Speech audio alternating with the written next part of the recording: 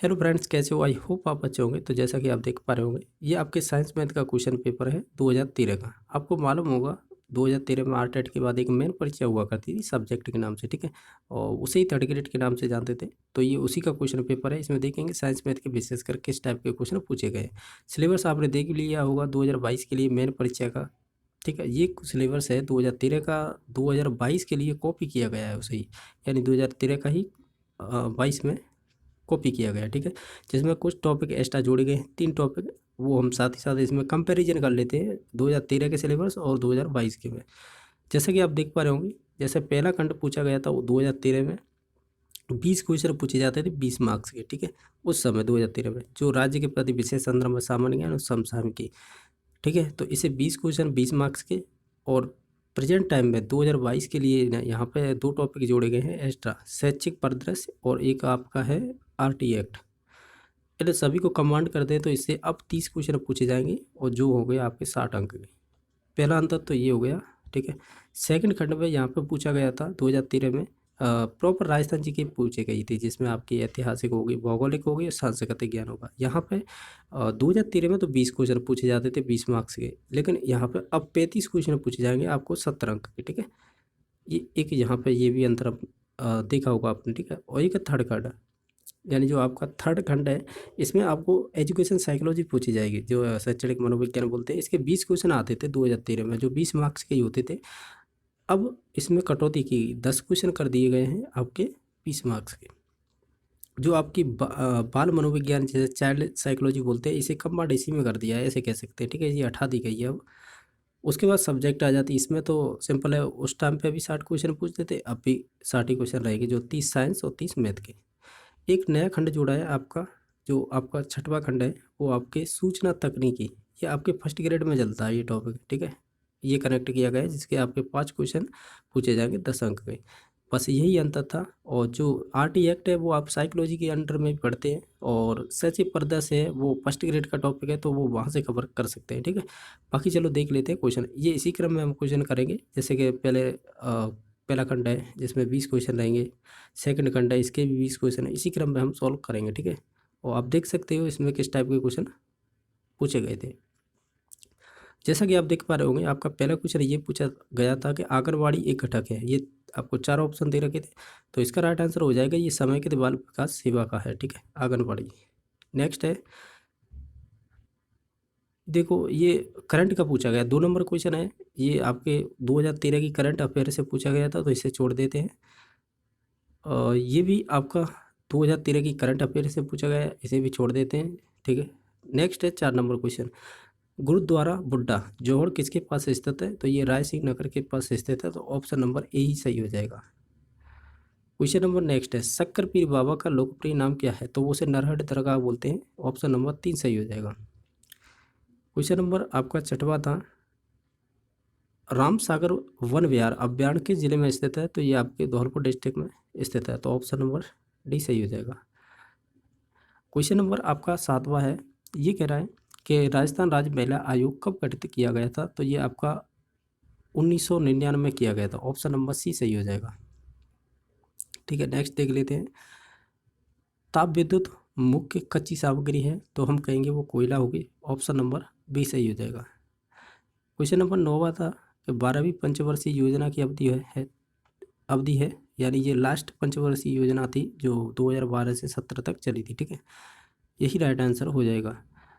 राजस्थान का राज्य पक्षी कौन सा है? वो आपका घोड़ावड़ हो जाएगा, तो ऑप्शन नंबर बी सही हो जाएगा। क्वेश्चन नंबर 11वां पूछा गया था कि महाभारत का फारसी अनुवाद किसने किया था? तो महाभारत का फारसी अनुवाद किया था वो आपके जय संहिता ने किया था, तो ऑप्शन नंबर सी सही हो जाएगा।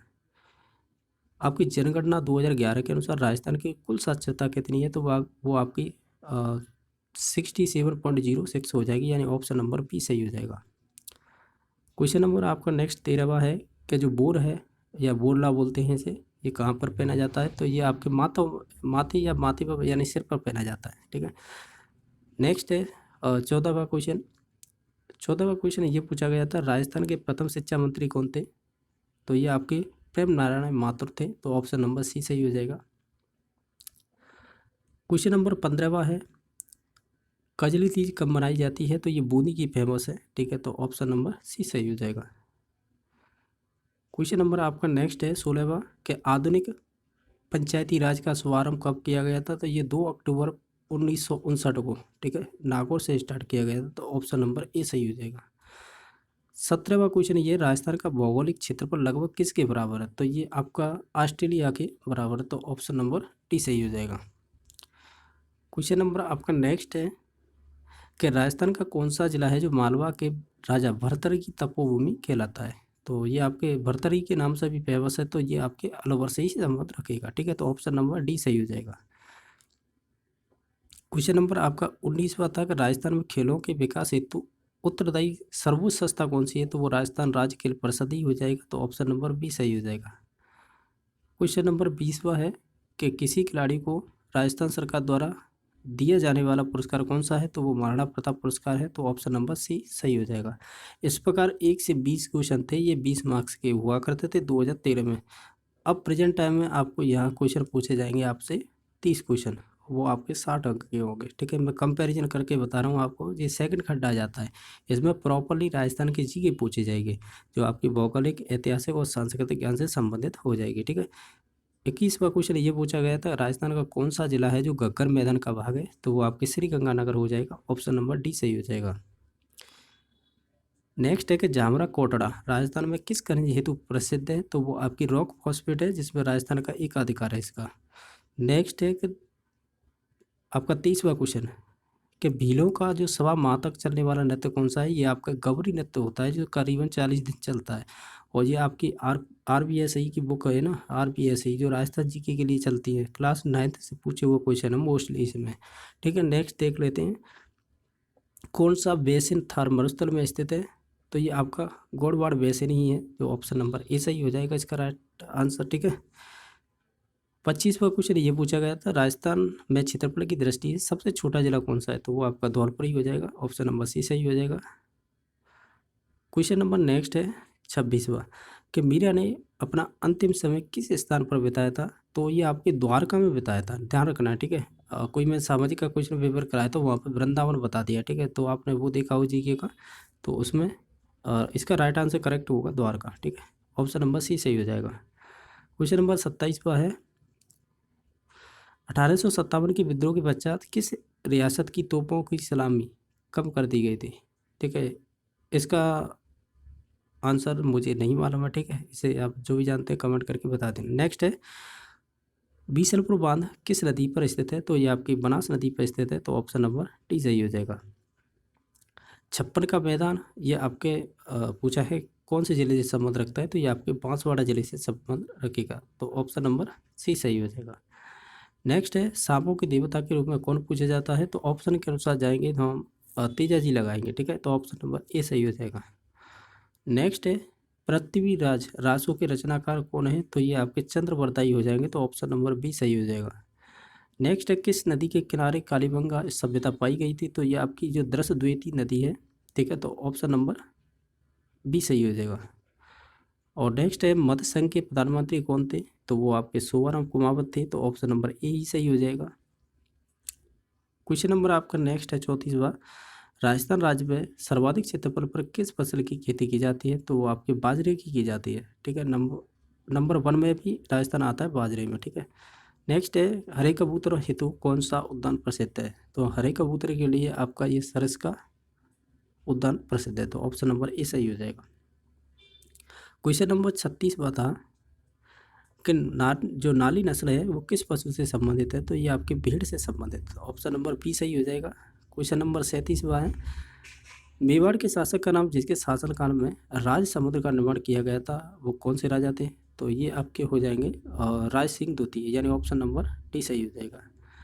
अलाउद्दीन खिलजी ने चित्तौड़ पर कब आक्रमण किया था? वो 1303 में किया था, ठीक है। ऑप्शन नंबर 3 सही हो जाएगा। ये 3 का मतलब सी सही हो जाएगा। नेक्स्ट है आपका 39वां क्वेश्चन है कौन सा युग्म सही नहीं है? तो आपका बी नंबर ऑप्शन सही नहीं है। जो नवलखा है वो कोटला में नहीं झालावाड़ में होगी, ठीक है। तो ऑप्शन नंबर बी सही हो जाएगा। 2011 की जनगणना के अनुसार राजस्थान में सर्वाधिक साक्षरता दर वाला जिला कौन सा है? तो वो आपका कोटा हो जाएगा। इसमें कोटा में शायद 76.06 थी और जयपुर में 75.05 थी शायद। तो इसका मतलब हो जाता है कोटा नंबर 1 पे था 2011 11 की जनगणना के अनुसार। और नेक्स्ट है आपका 41वां क्वेश्चन। अब देखो हमने 40 तक किए ना, ये प्रॉपर राजस्थान जी के से संबंधित थे। तो आपके 20 क्वेश्चन थे, ये पहले 20 मार्क्स के पूछे जाते थे 2013 में। अब यहाँ पर ये अब आपके 35 क्वेश्चन रहेंगे, 70 अंक के हो जाएंगे, ठीक है। अब थर्ड खंड आता है आपका एजुकेशन साइकोलॉजी से, यानी जो आपकी एजुकेशन साइकोलॉजी है उससे संबंधित पूछे जाएंगे। आपके 20 क्वेश्चन रहते थे 2013 में 20 मार्क्स के। अब यहाँ पे 2022 के लिए मुख्य परीक्षा में आपके 10 क्वेश्चन पूछे जाएंगे 20 मार्क्स के, ठीक है। तो चलो देख लेते हैं इसमें किस टाइप के क्वेश्चन पूछे गए थे। 41वां क्वेश्चन जैसा देख पा रहे होंगे, इसमें पूछा गया समाज विधि के जन्मदाता कौन है। तो जैसे सोशियोमेट्री बोलते हैं, ये JL मोनेरो से संबंध रखती है, तो ऑप्शन नंबर डी सही हो जाएगा। क्वेश्चन नंबर 42वां ये है कि सीखने के सिद्धांत एवं उनके प्रवर्तकों को कौन सा मेल सही नहीं है। तो आप जानते हैं पुनर्वलन का सिद्धांत है वो क्लार्क हल से संबंधित है, तो ऑप्शन नंबर 1 सही हो जाए इसमें, जबकि कोप्पा दे रखा है, ठीक है। क्वेश्चन नंबर नेक्स्ट देख लेते हैं। क्वेश्चन नंबर आपका 43वां, रोसा स्याही धब्बा परीक्षण, ये IBT बोलते हैं इसे इंग्लिश में, का प्रयोग किया जाता है। तो सिंपल है, व्यक्तित्व मापने के लिए ही किया जाता है। नेक्स्ट है 44वां क्वेश्चन का मनोविश्लेषणवादियों के अनुसार मानव का व्यवहार का संचालन होता है, तो वो हम करते हैं जो अनकॉन्शियस माइंड होता है ना, जिसे हम अचेतन मन बोलते हैं, उसके द्वारा होता है। नेक्स्ट दमन और समन प्रकार हैं, तो ये सिंपल है, डिफेंस मैकेनिज्म है, ये रक्षा युक्तियाँ हैं, तो ऑप्शन नंबर सी सही हो जाएगा। मानसिक विकास को प्रभावित करने वाला कारक नहीं है, तो बाकी ये ACD सभी मानसिक विकास को प्रभावित करने वाले कारक हैं, जबकि जो धार्मिक वातावरण है वो नहीं होगा, ठीक है। तो ऑप्शन नंबर बी सही हो जाएगा। न्यूटन ने वृक्ष से सेब को नीचे गिरते देखा, अचानक उसने गुरुत्वाकर्षण के सिद्धांत की, यह उदाहरण है, ये अंतर्दृष्टि का उदाहरण हो जाएगा, यानी जो आपके इनसाइटफुल थ्योरी बोलते हैं इसे, और ये कोलर कोप्पा और आपके मैक्स वर्दमाइमर, जिसे मैक्स वर्दमाइमर बोलते हैं शायद, यही बोलते हैं। तो ये तीनों के द्वारा दिया गया था इनसाइटफुल थ्योरी, तो ये उसी से संबंध रखते हैं, ठीक है। 48वां क्वेश्चन है भग्नाशा एवं मानसिक द्वंद्व के उदाहरण हैं, तो ये अब सभी हो जाएंगे, तो ऑप्शन नंबर डी सही हो जाएगा। अधिगम का प्रतिफल का तात्पर्य है, ये रीड 2022 में 21 में भी जोड़ा गया था सिलेबस में, ये अधिगम के प्रतिफल यानी लर्निंग आउटकम्स के नाम से था, तो इसका राइट आंसर पहला ही हो जाएगा, बालक के व्यवहार में होने वाले परिवर्तन, ठीक है। क्वेश्चन नंबर आपका 50वां है, बालक के भाषा विकास में मुख्य योगदान देने वाली संस्था कौन है, तो हम कहेंगे परिवार, तो ऑप्शन नंबर ए सही हो जाएगा। नेक्स्ट है कि अंतःस्रावी ग्रंथियाँ जो व्यक्तित्व को प्रभावित करने वाले कैसी कारक है, तो सिंपल है, देखो सामाजिक तो होगा ही नहीं, क्योंकि जब अंतःस्रावी ग्रंथि की बात करते हैं तो ये हमारी शारीरिक यानी जैविक की संबंध रखती हैं, तो आनुवंशिक होती है ये, ठीक है। तो ऑप्शन नंबर बी सही हो जाएगा। आधुनिक शिक्षा में मनोविज्ञान का अनुप्रयोग आधारित है, तो आप जानते होंगे अब प्रेजेंट टाइम में व्यक्तिगत विभिन्नताओं पर यह आधारित है आपका आधुनिक शिक्षा मनोविज्ञान। नेक्स्ट है वंशक्रम से संबंधित प्रयोग चूहों पर किसने किए थे, तो वो आपकी मैकडूगल ने किए थे, यानी मैकडूगल, ठीक है, चूहों पर। ये अच्छा क्वेश्चन था, तो ऑप्शन नंबर बी सही हो जाएगा। क्वेश्चन नंबर आपका नेक्स्ट है स्मृति का अंग कौन सा नहीं है, तो वो आपका चिंतन नहीं होगा, ठीक है, ऑप्शन नंबर बी सही हो जाएगा। बुद्धि के क्रियात्मक परीक्षण उपयोगी हैं, तो वो सभी है, सभी बालकों के लिए हो जाता है, चाहे वो गूंगे हों, बहरे हों, जो निरक्षर हों, और सभी के लिए हो जाएगा, तो ऑप्शन नंबर डी सही हो जाएगा। 56वां क्वेश्चन ये था मनोविश्लेषणवाद के सिद्धांत का प्रतिपादन किसने किया था, तो वो आपके सिगमंड फ्रायड ने किया था, तो ऑप्शन नंबर ए सही हो जाएगा। बाल अपराध का मनोवैज्ञानिक कारण क्या है, तो हम कहेंगे उसकी इच्छाओं को आप अवरुद्ध कर रहे हैं, तो ऑप्शन नंबर ए सही हो जाएगा। अनुबंधित प्रतिक्रिया सिद्धांत है, इसे इंग्लिश देखो कंडीशन रेस्पॉन्स थ्योरी है जी। अब ये सिद्धांत ही अलग ही टाइप से पूछा है, उन्होंने पूछा ये किसका सिद्धांत है, बुद्धि का है, अभिप्रेरणा का, अधिगम का, या शिक्षण का, तो सिंपल है अधिगम का सिद्धांत है ये। सीखने के सिद्धांत के प्रतिपादन के लिए IB पावलर ने प्रयोग किए थे, तो उन्होंने कुत्ते पर किए थे। इसकी पैरोटिड ग्लैंड्स होती है जो कह सकते हैं, पैरोटिड ग्लैंड आपके पाचन से संबंधित होती है, उस पर प्रयोग किए थे। शिक्षण की किंडरगार्टन पद्धति किससे संबंधित है, तो ये आपकी खेल विधि पर आधारित है, तो ऑप्शन नंबर बी सही हो जाएगा। तो यहाँ तक हमने 20 क्वेश्चन किए हैं, तो ये आपके एजुकेशन साइकोलॉजी के 2013 में पूछे जाते थे, तो 20 मार्क्स के होते थे, लेकिन जो प्रेजेंट टाइम में मुख्य परीक्षा होगी आपकी 2022 में, उसमें 10 क्वेश्चन पूछे जाएंगे आपके 20 मार्क्स के, ठीक है। नेक्स्ट है आपका फोर्थ खंड, ये साइकोलॉजी है, तो आप इसके देख लें उस टाइम पे किस प्रकार की साइकोलॉजी पूछी गई थी, यानी चाइल्ड साइकोलॉजी बोलते हैं इसे। और ये आपका चौथा खंड है, ठीक है। आपका क्वेश्चन 61वां ये पूछा गया कि गार्डन के अनुसार अन्य व्यक्तियों की मनोदशा, स्वभाव, अभिप्रेरणा और इच्छाओं को समझकर उनमें विभेदन करने की योग्यता होती है, तो उसे हम बोलते हैं इंटरपर्सनल इंटेलिजेंस। एक होती है इंट्रा, आपने सुना होगा हार्वर्ड गार्डन के ये बुद्धियों के प्रकार थे। तो इंट्रा होती है वो स्वयं से संबंधित होती है, इंट्रा होती है वो दूसरों की भावनाओं मनोदशाओं को समझने वाली होती है, ठीक है। तो ऑप्शन नंबर बी सही हो जाएगा इसका। नेक्स्ट क्वेश्चन 62वां है जो पूछा गया है कि बुद्धि का कौन सा प्रकार गार्डन का यानी गार्डन द्वारा सजाया नहीं गया या गार्डन के प्रकारों में नहीं है, ऐसे बोल सकते हैं। तो इसमें सिंपल था, जो सांस्कृतिक है ये इससे संबंध नहीं रखेगा, बाकी सभी इसी से संबंध रखते हैं, यानी प्रकारों में थे ये। क्वेश्चन नंबर 63वां था, कौन सा ऊर्जावान मित्रवत बालक का लक्षण नहीं है? तो हम कहीं आसानी से चिढ़ने वाला होगा, तो ये लक्षण नहीं होगा। क्वेश्चन नंबर नेक्स्ट है जो आपका 64वां क्वेश्चन है, जैसा कि आप देख पा रहे होंगे। ये कह रहा है कि बालक के निम्न में से कौन सा सामाजिक संपर्क का स्रोत सबसे प्रारंभिक और अधिक समय चलने वाला होगा? तो वो आपका परिवार ही होगा, तो ऑप्शन नंबर बी सही हो जाएगा। क्वेश्चन नंबर जैसा कि आप देख पा रहे होंगे 65वां है कि निम्न में से किस तकनीक के साथ नेता एवं दल पद संबंधित होते हैं? तो ये आपकी समाज विधि थी, सोशियोमेट्री, जो आपकी जीएल मोनरो ने दी, ये उसी से संबंध रखेंगे। क्वेश्चन नंबर 66वां है कि अवचेतन से प्रयुक्त व्यू रचना को अहम को दुश्चिंता से बचाती है, कहलाती है। तो इसे क्या कहेंगे आप? हम इसे रचा युक्ति कहेंगे, तो ऑप्शन नंबर ए ही सही हो जाएगा। क्वेश्चन नंबर 67, विचार और भावनाओं तथा अभिव्यक्तियों का संयुक्त जो व्यक्ति उनके स्वयं के बारे में रखते हैं और कहलाता है, तो वो स्व प्रत्यय कहलाता है, जिसे हम सेल्फ कॉन्सेप्ट बोलते हैं। ये आपने आरपीएससी सेकंड ग्रेड की तैयारी कर रहे हो तो उसमें ये सभी टॉपिक दे रखे हैं, जो आपकी साइकोलॉजी है वहाँ पे।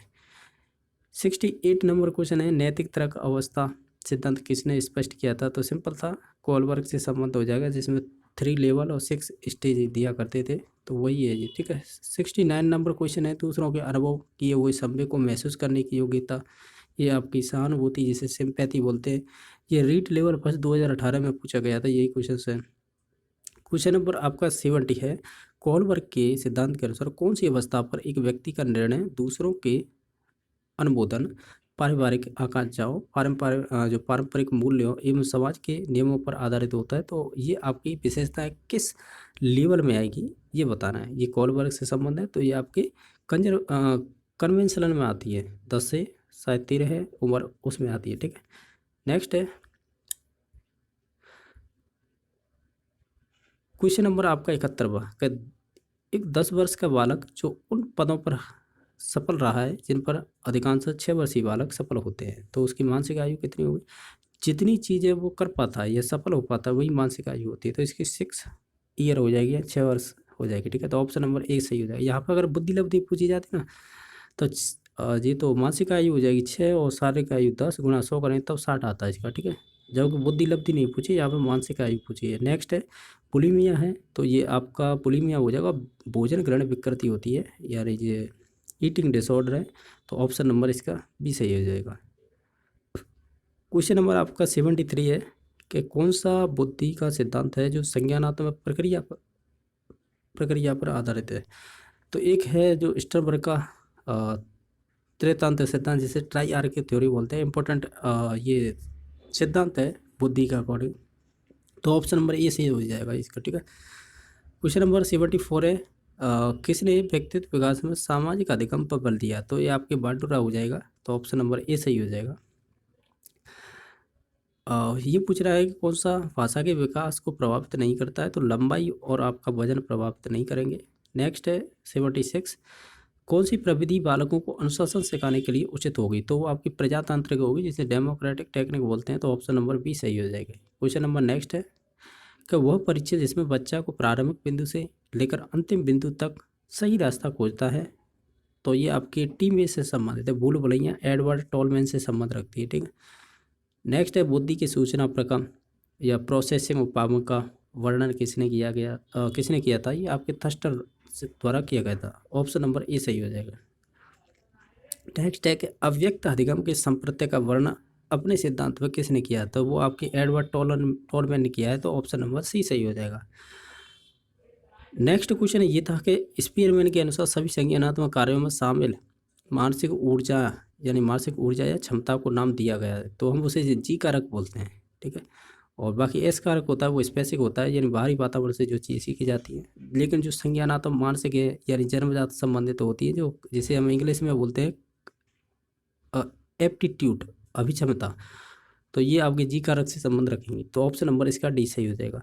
तो इस प्रकार हमने जैसे 61 से लेके 80 तक किए, ये 20 क्वेश्चन किए थे। 2013 में 20 क्वेश्चन पूछे जाते थे, अब इसे 10 कर दिया है, 10 क्वेश्चन पूछे जाएंगे 20 मार्क्स के 2022 में मेन परीक्षा होगी जब। अब आ जाते हैं खंड नंबर 5 में। इसमें आपके 30 क्वेश्चन साइंस के रहेंगे और 30 ही क्वेश्चन मैथ के रहेंगे, ठीक है। तो चलो देख लेते हैं साइंस में किस टाइप के क्वेश्चन पूछे गए थे। जैसा कि आप देख पा रहे होंगे 81 नंबर क्वेश्चन है।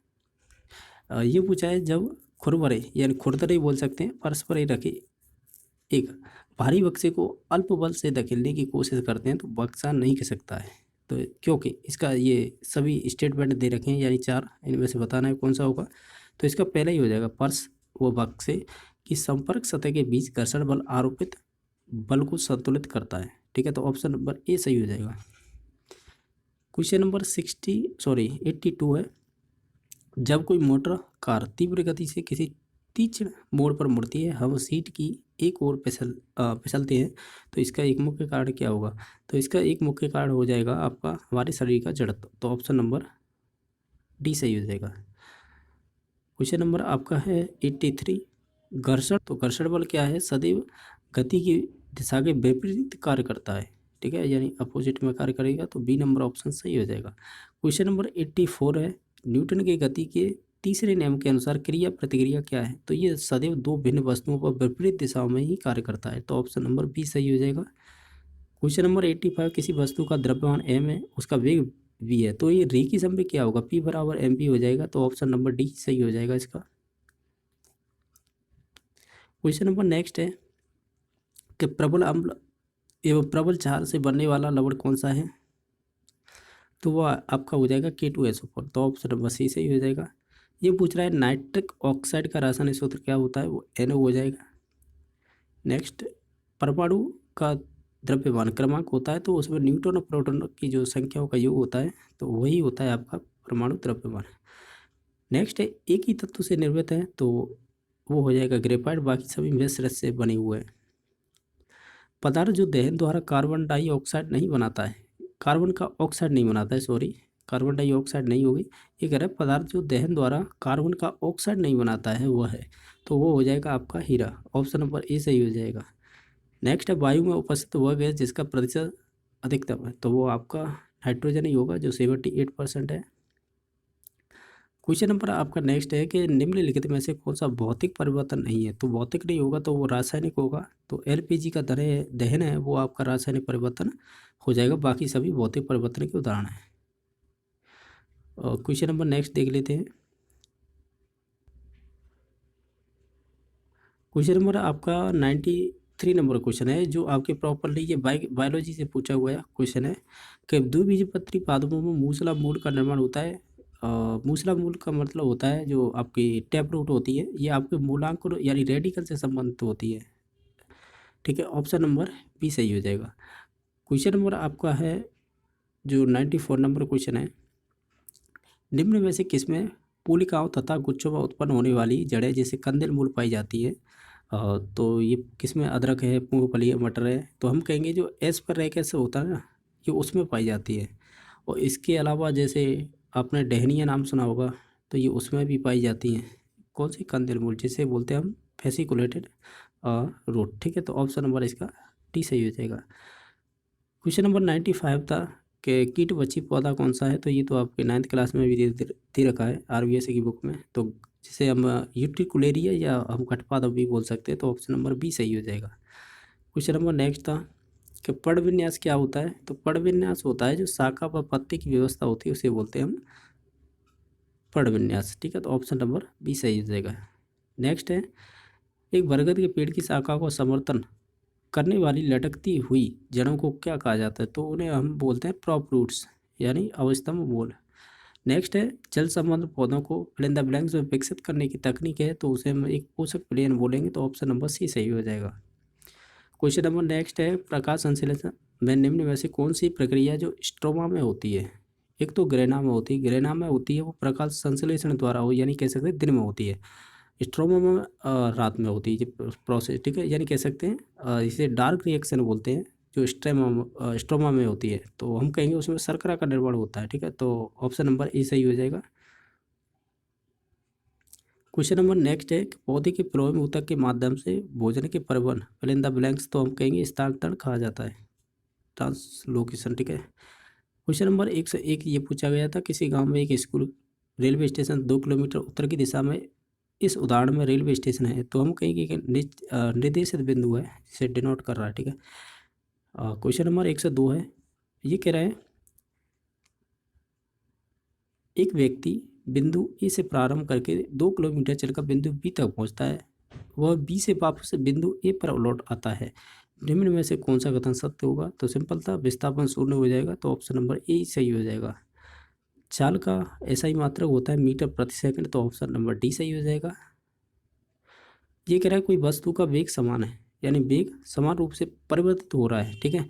प्रारंभिक वेग यू है, अंतिम वेग वी है, ठीक है, तो औसत वेग क्या होगा, तो हम कहेंगे औसत वेग जो प्रारंभिक वेग प्लस अंतिम वेग बटे 2, तो ऑप्शन नंबर ए ही सही हो जाएगा। क्वेश्चन नंबर नेक्स्ट है कि कोई कण अर्धचक्राकार वृत्ताकार पथ में गति कर रहा है या गमन कर रहा है, ठीक है, तो अर्धवृत्त पूरा करने के पश्चात इसका विस्थापन हो जाएगा, तो ये 2r हो जाएगा, ठीक है, तो ऑप्शन नंबर ए सही हो जाएगा। ओडोमीटर एक यंत्र है जो मापता है, तो ये दूरी को मापता है, तो ऑप्शन नंबर सी सही हो जाएगा। क्वेश्चन नंबर 107वां था, पहले बिजली की चमक दिखती है और उसके कुछ समय पश्चात बादलों की गरजने की ध्वनि देती है, तो इसका मतलब होता है प्रकाश की गति है वो ध्वनि की गति से बहुत अधिक होती है। नेक्स्ट है एक पिंड वेग यू से ऊर्ध्वाधर ऊपर फेंका जाता है, इसके ऊपर उठने की अधिकतम ऊंचाई होगी, तो वो आपकी हो जाएगी यू, यानी प्रारंभिक वेग का स्क्वायर बटे 2g, यानी ऑप्शन नंबर डी हो जाएगा, you square upon 2g। Next है मान लीजिए कोई लड़का है 12 मीटर प्रति सेकंड की नियत चाल से चल रही मेरी को झूले पर सवारी कर रहा है, तो इससे ज्ञात होता है कि वो लड़का त्वरित गति कर रहा है। तो आपने देखा होगा मेरी को राउंड झूले होते हैं, उसमें फास्टली गति करता रहता है इधर उधर, ठीक है, तो त्वरित गति करता रहता है, ये कह सकते हैं, ठीक है, तो ऑप्शन नंबर सी सही हो जाएगा। नेक्स्ट है 110वां क्वेश्चन कि एक वस्तु वृत्तीय पथ पर गति करती है, तो वृत्तीय पथ के किसी बिंदु पर वेग की दिशा होगी, तो उसके अनुदिश हो जाएगी इसके, ठीक है, तो उस बिंदु पे स्पर्श रेखा के अनुदिश हो जाएगी। अब यहाँ से आगे ये मैथ के क्वेश्चन है, तो देखो आपको मैं एक लिंक दूंगा, लिंक का मतलब आपको जब वीडियो देख रहे होंगे उसके नीचे, तो जो बायोलॉजी वाले हैं देखो मोस्टली मैथ वाले तो यही चेक करेंगे किस टाइप के पूछे गए, लेकिन बायोलॉजी वालों को अगर एक्सप्लेनेशन देखना है तो प्रत्येक क्वेश्चन किया गया है, तो आप वहाँ से देख लें, पर लेकिन ये क्वेश्चनों को देख लें आप, ये इस टाइप के पूछे गए थे, क्योंकि मैं यहाँ पे कराऊंगा ना कुछ क्वेश्चन तो सीधे सीधे डायरेक्टली हो जाएगी, लेकिन कुछ क्वेश्चन ऐसे हैं जो इसमें बार बार ऊपर नीचे करना पड़ता है और दिक्कत आती है, तो इसलिए वो अलग से किए गए हैं, तो वहाँ से देख लें आप, ठीक है। और देखा जाए तो इतने टफ भी नहीं थे, जो सामान्य गणित होता है जो 10th तक लेवल का वही पूछा गया है, कुछ क्वेश्चन है जो अच्छे स्तर के थे इसमें।